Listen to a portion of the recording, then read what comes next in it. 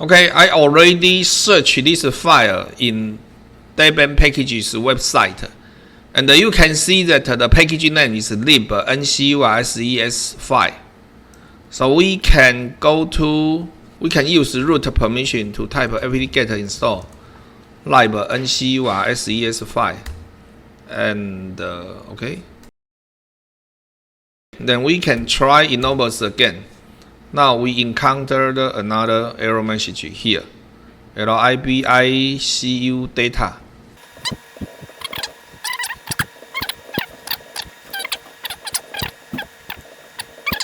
Okay, please install this file. lib_ncuses file. Then we can continue. We can continue to the next problem.